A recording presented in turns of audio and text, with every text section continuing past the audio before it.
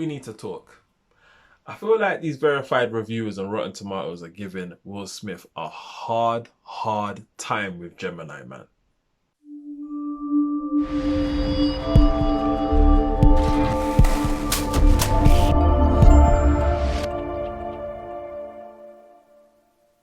What's going on, people? Welcome to another episode of Filmy Thoughts. Before we get started, please click that red button that says subscribe. Much appreciated.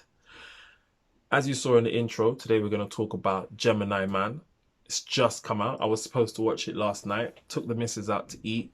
Ate so much I was out. I was ready for my bed. So I ended up going this morning. Woke up and went straight to the cinema after I showered and brushed my teeth, of course. Come on. Dedication's real. But anyway, I digress. We're going to talk first about Rotten Tomatoes. I just want to say something. So over the years, I've gone on Rotten Tomatoes to see what films are coming out and to see what people think of it. A lot of the films that these verified reviewers mark low are actually pretty damn good. So I don't know what they're doing. And Gemini Man is a perfect example. They marked it 29%. 29% out of 100. Whereas the audience, because the audience can also leave their reviews, they've marked it as 85%. And I have to go with the audience. I thought this film was really good.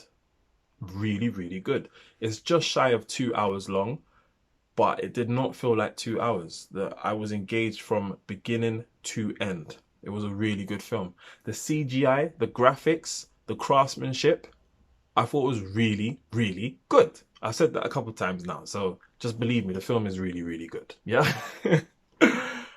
Some of the fight sequences was really good.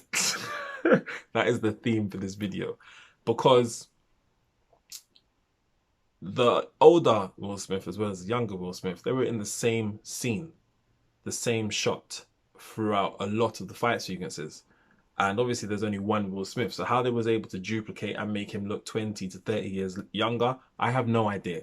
But I was in awe because I really appreciated it. I thought it was dope. It was really good. Really good. The opening scene, I need to talk about this because this kind of sets a pace for the entire film. The opening scene basically lets you know Will Smith, the older version, is not to be played with. He is an absolute machine.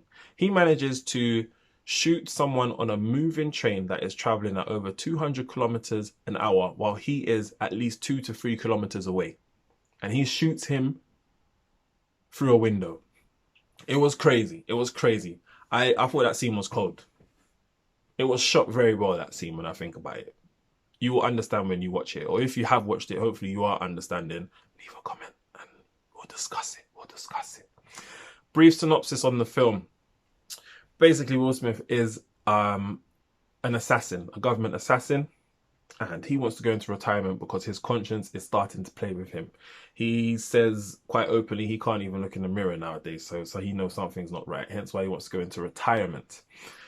The government aren't really on that. They're not really on that. So the last person he kills happens to be a biomedical scientist.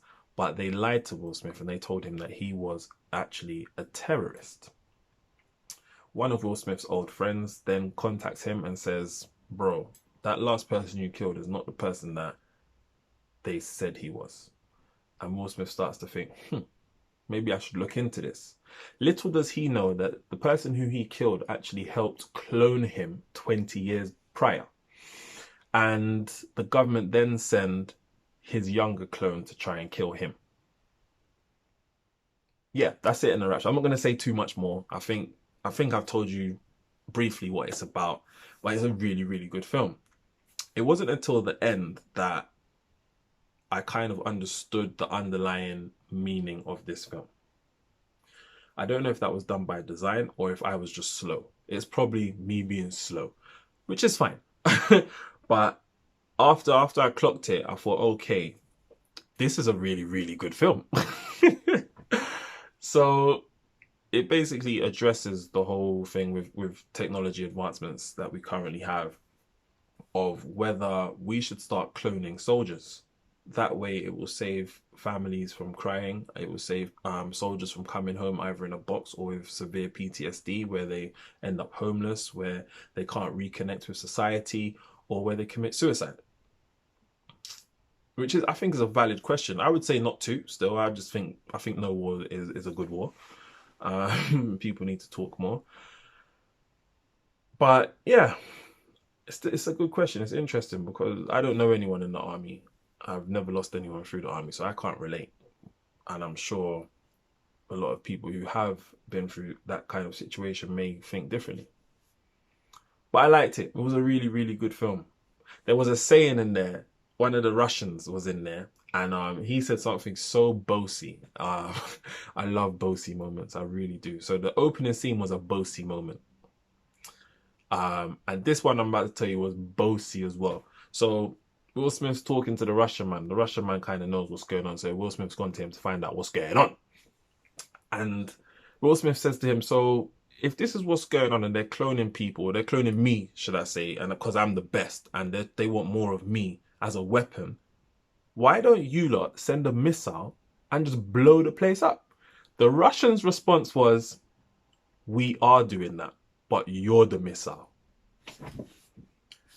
I had to lean back in my seat and applaud. That is a bossy moment. You are the missile. Anyway, I'm giving it a 4 out of 5. I'd recommend watching it. It's a good film. It's a really, really good film. Yeah? Thank you again for watching. Thank you for taking time out to listen to my voice. I can't even listen to my own voice for this long, so I applaud you. Whether it's the morning, whether it's the night, whether it's the afternoon, whether it's the evening. There's one more I know, I can't think right now, but I want you to enjoy the rest of that time. Yeah? You have a wonderful evening, morning, night, afternoon. Take care.